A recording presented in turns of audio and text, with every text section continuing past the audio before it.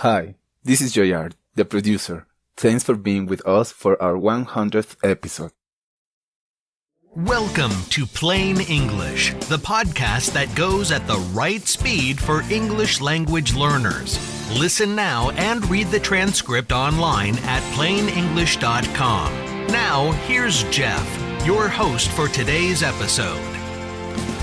The global wave of discontent arrived at the shores of the world's fourth biggest democracy as Brazilians overwhelmingly voted to elect the right-wing Jair Bolsonaro as their next president.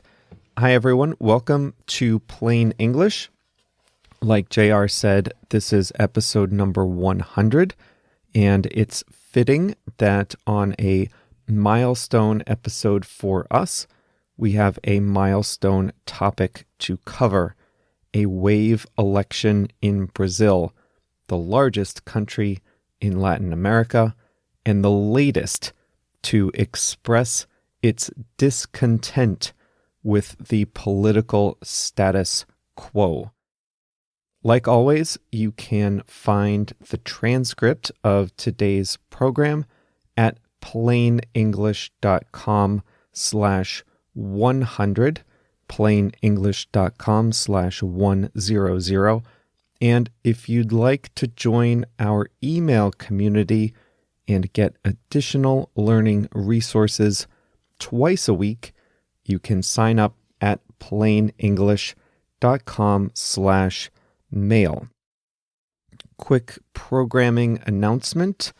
JR and I wanted to share some thoughts with all of you about what Plain English has become over these last 100 episodes, but we didn't want to take any time away from the important topic that we have to discuss today.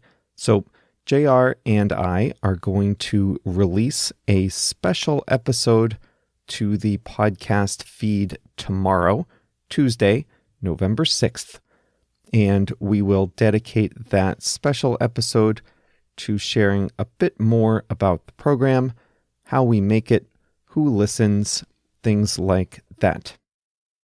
But before we jump into the main topic, I did want to take a moment and say, on behalf of JR and myself, that we love doing this and we love getting to know all of you, and we appreciate that so many people around the world have invited us into their lives. You listen on your commutes, during your workouts, first thing in the morning, late at night, at work, on your breaks. And podcasting is such an intimate medium. Unlike television or even radio, when you're listening to a podcast, it's usually one person listening on headphones or in the car. And especially in another language, you don't passively listen. You're actively concentrating. And I can't tell you what a privilege it is to be invited into this special place in your lives. JR and I both know what it's like to learn a new language, how hard it is, how frustrating it can be, but also how valuable it is in the long run. So on behalf of both of us, thank you for including us in your lives, for letting us help you a little bit on this journey. Jair Bolsonaro, a former army captain and 27-year congressman, won a convincing victory in Brazil's presidential election, shifting Latin America's largest country rightward politically and jolting the established political order. Bolsonaro came from relative obscurity to capture the deep emotions of a wide swath of Brazilian society, winning over 55% of the vote on October 28th. Just a year ago, it would have been almost unthinkable to imagine such a shift in Brazilian politics, but this campaign, which featured anti-corruption themes and promises to control the country's spiraling violence, struck a chord with Brazilian voters. After 4 elections won by left-wing parties, the country was ready for a political change. Brazil has been consumed with an anti-corruption investigation called Operation Car Wash, which exposed graft and corruption on a massive scale, touching almost all political parties, the business community, judiciary, and government contractors. One former president was jailed, and his successor was impeached. The current president has just a 2% approval rating. Partly as a result of the investigation, Brazil has been in its deepest recession in recent memory. With that as a backdrop, the country was ready for a change, and Bolsonaro promised the most jolting change, and promised it the loudest. In some ways, he won the competition of who could rail against the Workers' Party, or PT, and corruption in the strongest manner. His opponent in the election, Fernando Haddad, was a generally temperate, moderate candidate, but was nevertheless burdened by the stained reputation of his Workers' Party. He was the hand-picked stand-in for the jailed former president and only entered the campaign in the last weeks of the first round. By contrast, Bolsonaro was not touched by the wide-ranging corruption investigation, which lent him credibility as the opposite of the established order. His economic proposals would also represent a shift for Brazil. He has proposed to privatize some industries, sell assets, and reform Brazil's unaffordable public pensions. In short, to reduce the role of the state. A Catholic himself, he attracted the support of evangelical Christians, speaking openly about his religion and promising to restore traditional values. Bolsonaro's candidacy was deeply divisive within Brazil. The objections to Bolsonaro and his campaign run the gamut. Many are concerned that a former army captain who served Brazil's military rulers before its democratic reforms of 1985 will erode the country's democracy. They note that he has made positive comments about the period of military rule. He named a reserve general as his running mate, and he once defended killing opponents of the military regime. His promises to tackle rising violence are vague but unsettling to some people. He has said he wants to lower the age of legal responsibility to 16, and he supports more citizens having guns to defend themselves. His opponents worry this will lead to a cycle of increasing violence and an authoritarian style government crackdown. Some of the more passionate opponents say he is a threat to Brazil's democratic future. Still others are worried about the increasing role of religion in government, since Bolsonaro frequently spoke in openly religious terms. Bolsonaro also has a colorful history of past statements. He seems to have offended about every minority group in Brazil, whether that would be women, racial minorities, or gays and lesbians. They say that history doesn't repeat itself, but that it rhymes.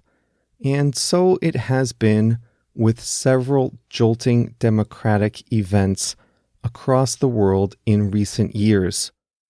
Bolsonaro's election is similar in many ways to Britain's decision to leave the European Union and to the elections of anti-establishment candidates as presidents of the United States and Mexico. Some might even say the 2014 election of Narendra Modi in India was the precursor to some of these events, as his BJP party swept out the political party that had dominated Indian politics since its independence. The decline in traditional centrist parties in Germany, Italy, Spain, and even Scandinavia is also part of this global trend. In a way, the world's first, second, fourth, and sixth largest democracies have all voted for a jolting change in recent years. In his acceptance speech, Bolsonaro pledged to respect the Constitution and began the conciliation process and the move to the center that so often follows a divisive election.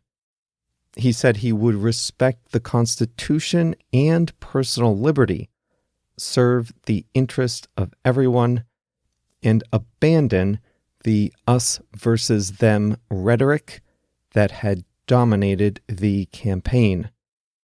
That sounds nice, but the campaign was especially bruising, with some harsh words being exchanged on both sides. Some of Bolsonaro's supporters did not seem as generous to their opponents on the day after victory. But tempers will likely cool in the coming weeks, and the main test of Bolsonaro's leadership will be his progress in implementing the agenda he campaigned on. He will have some momentum as his PSL party increased its representation in Brazil's Congress from just 1 seat to 52. But he has to contend with an unwieldy number of political parties, 30, and the Workers' Party is still the largest party in Congress, despite having lost the presidency. 30 opposition parties. That's crazy. So I hope I was fair with that summary of what happened in Brazil, coming from the United States, where we had our own divisive election just 2 years ago. I know opinions can be pretty strong on both sides, and I suspect a lot of people were probably not happy with the final 2 options in this election too, right? When so much of the country's political class has been tainted by scandal, it doesn't leave a whole lot of great options. In our most recent election in the US, I think a lot of people voted for the least bad option. Certainly there were some very committed supporters on both sides, but I can tell you there were a lot of people in the middle who voted for their least bad option. I want to say hi to a couple of people today. Cancel from Turkey is trying a novel approach. She's listening to plain English right before she goes to sleep. Hopefully, while she sleeps, she absorbs some of what's playing, and maybe she wakes up with a bunch of new words in her vocabulary. Worth a try, right? I also want to say hi to Lucas from Brazil. He's coming to the United States soon and loves hearing about the U.S. culture and expressions. He said he listens in the car, and he also said he listens before going to sleep. Do you think it's possible that all these people are just being polite when they tell me they listen before going to sleep? Do you think maybe it's because the program puts them to sleep? Hey, however we can be of service is fine by me. The word I chose today is run the gamut, but if you heard that expression, strike a chord, and want to learn more about it, check out episode 68 at plainenglish.com/68. That's when we talk about strike a chord. Okay, now run the gamut. This is a weird one. It's not super common, but every now and then you see it, and I think you should know what it means. To run the gamut means to extend over a large range. The way you originally heard it, the opposition to Jair Bolsonaro runs the gamut. That means people are opposed to him on a large range of issues. Economics, politics, his personal style, his views on crime, his views on foreign and environmental policy. People oppose him for almost anything you can think of. The opposition to him runs the gamut because so many parts of his candidacy were controversial. We'll also keep in mind that his support probably runs the gamut too, since he did win 55% of the vote. But I would say that the opposition to the Workers' Party was probably more concentrated in issues like the economy and corruption. Let me give you some more examples. Think about things that have a very wide range. Walmart's product line runs the gamut. At Walmart, they have clothing, groceries, cleaning supplies, eyeglasses, hardware, sports equipment, appliances, televisions. Walmart's products run the gamut since they have pretty much everything. One of my favorite museums here in Chicago is the Art Institute. The collection at the Art Institute runs the gamut of art forms: painting, sculpture, photography, ceramics, tapestries, even map making, and ancient artifacts. The collection runs the gamut. You might have a friend whose musical tastes run the gamut. One day she's listening to popular music, the next day to jazz, the next day to classical music, then one day to something obscure you've never heard of. If you have a friend like that, her musical taste runs the gamut. She covers everything. I also ran across a web page that said the benefits of medical marijuana run the gamut, from mental health to better sleep to better physical health. I'll let you be the judge of that one. The topics on this podcast run the gamut, don't they? We're in episode 100, and we've talked about politics, sports, artwork, current events, natural disasters, scientific breakthroughs, big elections, movies, the ethical dilemmas facing social media. The topics really do run the gamut.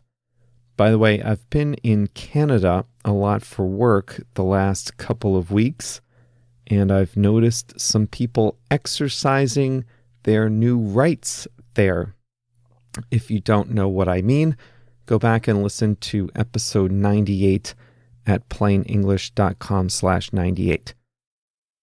That's all for episode number 100. Remember, tomorrow, JR and I are going to release a special episode to commemorate all that we've been through together over the last year or so.